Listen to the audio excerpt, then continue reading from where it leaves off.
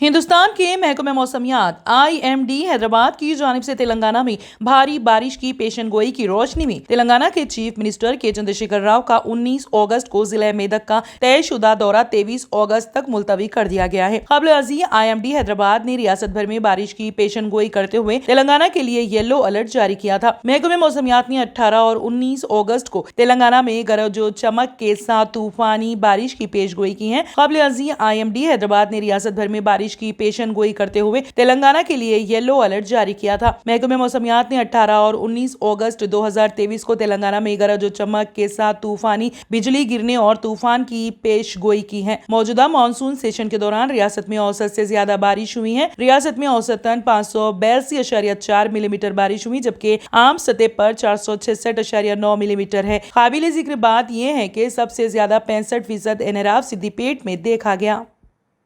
شفا کلینک مختلف امراض کے مکمل علاج کی ضمانت، شوگر، فالج، گردے اور پتے میں کنکر، ارخان، دل کے امراض، اعصابی کمزوری اور سوریاسس کا بھی علاج دستیاب۔ شوگر اور شوگر سے دیگر اعضاء پر اثرات جیسے ڈائبٹک فوڈ کا بھی ہوگا مکمل علاج۔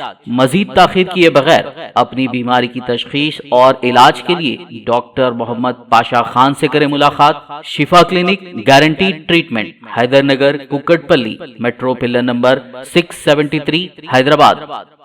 اگر آپ نے ہمارے چینل کو ابھی تک سبسکرائب نہیں کیا ہے تو یہاں پر ریڈ کلر کا سبسکرائب بٹن دکھ رہا ہے، اسے کلک کریں اور ہمارے چینل کو سبسکرائب کیجیے اور ساتھ ہی ساتھ بیل آئیکن کو بھی کلک کیجیے، جس سے آپ کو تازہ اپڈیٹ ملتی رہے۔